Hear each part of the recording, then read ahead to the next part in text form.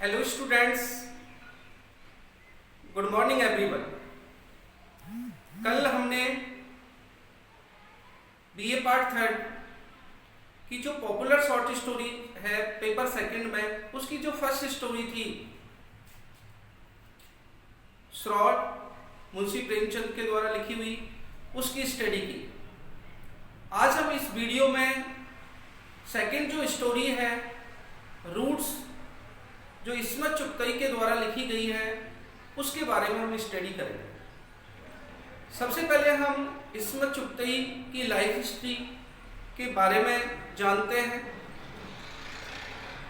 इस्मत Chagatai का जन्म 21 अगस्त 1915 को बदायूं उत्तर प्रदेश में हुआ।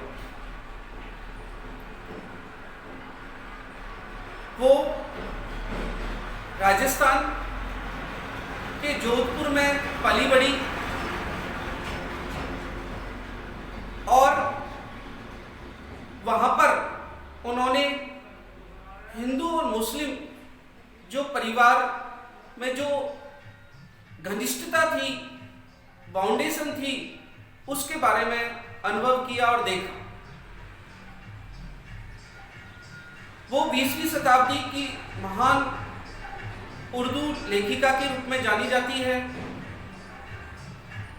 20वीं शताब्दी में कल जैसे हमने पढ़ा था मुंशी प्रेमचंद ने भी उर्दू में कहानियां लिखी थी। कल जैसे आपको बताया था कि नवाब राय के नाम से उन्होंने उर्दू में कहानियां लिखी थी, लेकिन जब वो महात्मा गांधी के संपर्क में आ गए तब उन्होंने अपनी जो कहानियां हैं वो हिंदी में लिखना शुरू किया। तो मुंशी प्रेमचंद भी 20वीं शताब्दी के हिंदी और उर्दू दोनों के ही महान कहानीकार हैं, उपन्यासकार हैं और नाटककार हैं। उसी प्रकार से इस्मत चुगतई जो है वो भारतीय उर्दू की लघु कहानीकार, उपन्यासकार एवं निबंधकार हैं। उनकी मृत्यु 24 अक्टूबर 1991 को बॉम्बे में हुई। वो 10 भाई बहनों में से एक थी। इस तरीके से उन्होंने ज्यादातर फेमिनिस्ट अर्थात महिलाओं के बारे में लिखा है।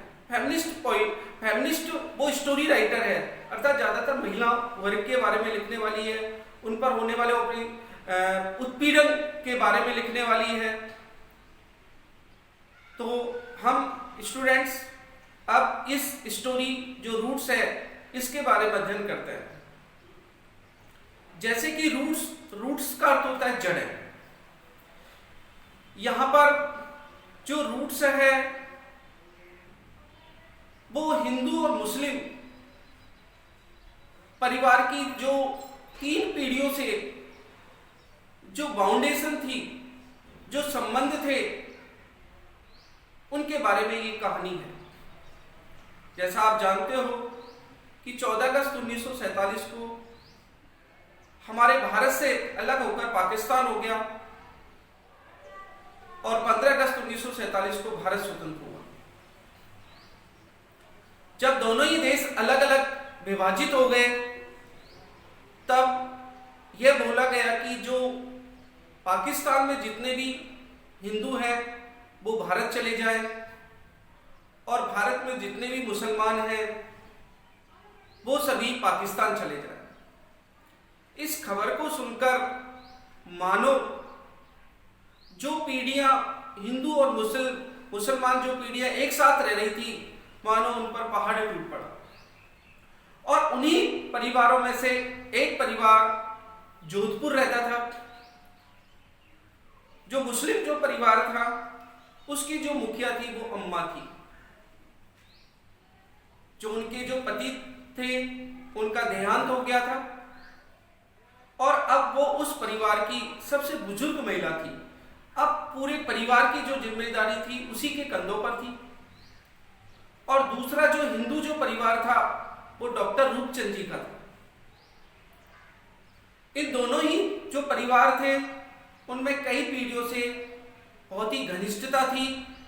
एक दूसरे के सुख दुख में वो हमेशा तैयार रहते थे एक दूसरे की मदद करते थे। लेकिन जैसे ही ये आदेश हुआ कि भारत के जो मुसलमान है वो पाकिस्तान चले जाए और जो पाकिस्तान के जो हिंदू है वो भारत आ जाए,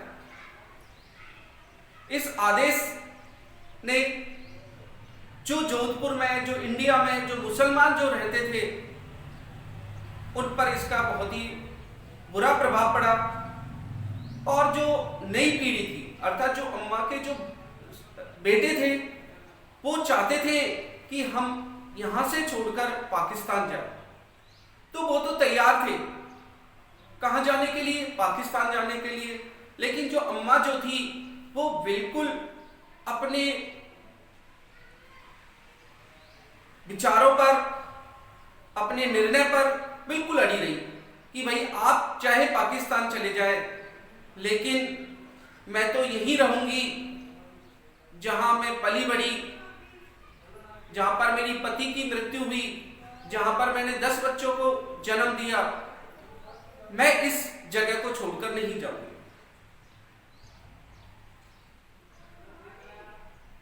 हमें इस कहानी में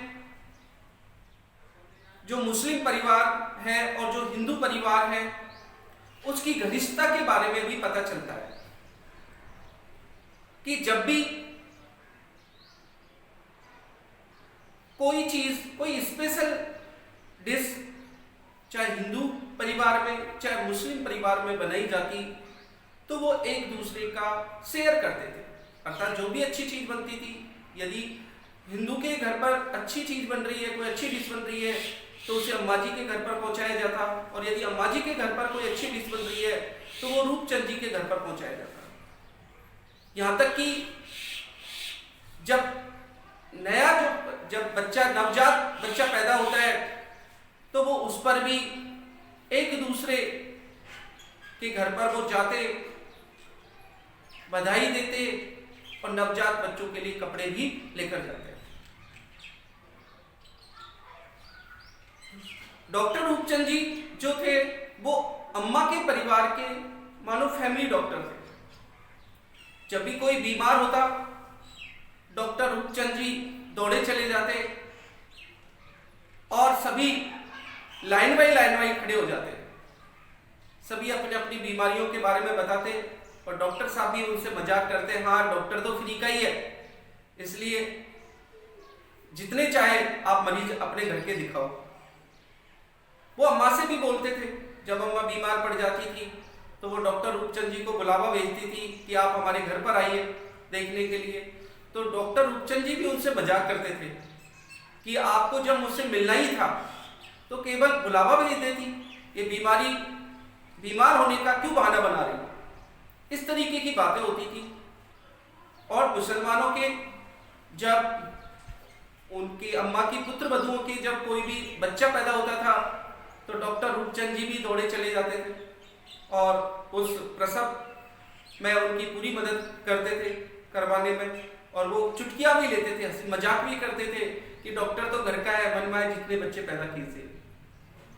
इस तरीके से कई पीढ़ियों से डॉक्टर रूपचंद जी और जो अम्मा, जो मुसलमान परिवार की मुखिया थी, उन सब में आपसी घनिष्ठता थी, एक दूसरे से जुड़े हुए थे। लेकिन इस विभाजन ने, भारत पाकिस्तान के विभाजन ने उन पर बहुत ही बुरा प्रभाव छोड़ा।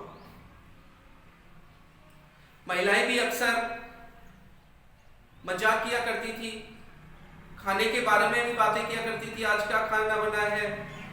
मिर्च मसालों पर ही उनकी चर्चाएं हुआ करती थी जब वो खाली समय पर बैठा रहती थी। तो इस तरीके की उनकी गपशप हुआ करती थी। और जब पार्टीशन के बारे में इस तरीके से कहा गया और जब अम्मा के जो बच्चे थे वो तैयार हो गए कि हम तो यहां से छोड़कर पाकिस्तान जाएंगे, तो वही हुआ कि वो उन्होंने अपना सामान पैक करना शुरू कर दिया। लेकिन अम्मा ने क्या कहा कि भाई मेरे जो बक्सा है उसके हाथ तक मत लगा, मैं पाकिस्तान जाना नहीं चाहती हूं, मैं तो यहीं रहना चाहती हूं। और बड़े बेटे ने उसको उल्हाना भी मारा कि आपका मन है तो यहीं रहिए, हमें तो यहाँ से जाना है। और सभी अम्मा को छोड़कर जितने भी सदस्य थे वो सबके सब अपने सामान को पैक करके लूनी जंक्शन की ओर चल देते हैं। इधर अम्मा जो है वो अकेली रह जाती है और अकेली रहने के बाद उसके दिमाग में बहुत ही बुरे बुरे सपने आते हैं। वो देखती है कि जैसे उनके पुत्रों को मार दिया है, उनके नाती पोतों को मार दिया है, यहाँ तक कि जो उनकी बहू है उनको निर्वस्त्र कर दिया गया है। इस तरीके के बुरे बुरे सपने आते हैं। और रात्रि को डॉक्टर रूपचंद जी की जो पत्नी है वो उनको खाना लेकर जाती है और उनको खाना खिलाती है। सुबह जब होती है तो जो सुबह जो है वो एक सुखद अंत से होती है कि वो देखती है कि उसके बच्चे जो पाकिस्तान जाने के लिए रवाना हुए थे वो लूनी जंक्शन से वापस आ चुके हैं। और इसमें जो प्रयास किया था वो डॉक्टर रूपचंद जी ने किया था। डॉक्टर रूपचंद जी उनके बच्चों को मनाकर वापस वो उनको घर ले आए और इस तरीके से कहानी का अंत होता है। तो इसमें जो चुटकई है उन्होंने अपनी जो कहानियां जो भारत पाकिस्तान के विभाजन के बारे में ये जो कहानी लिखी है, ऐसी कहानियां, ऐसा जो अंत है बहुत ही कम देखने को मिलता है। ज्यादातर आपने मूवियां भी देखी होंगी और कहानियां भी सुनी होंगी अपने बुजुर्गों से कि उन सबका अंत इतना बुरा हुआ कि लोग अपने ही घर में बेगाने हो गए और अपने ही लोगों से बिछुड़ गए। आज भी हम न्यूज़पेपरों में खूब देखते हैं कि उनका परिवार वहीं की वहीं रह गया, भारत से लोग पलायन कर गए, पाकिस्तान से भारत आ गए और आज तक वो परिवार जो है वो मिल ही नहीं पाए। उनको पता ही नहीं है कि हम कहां पर हैं। तो स्टूडेंट्स, इस कहानी में लेकिन इसमें चुटकुले ने अपनी जो एंडिंग की है वो हैप्पी एंडिंग की है और इसमें पुनः अम्मा जी को और उसके परिवार के सदस्यों को मिलाने का काम किया।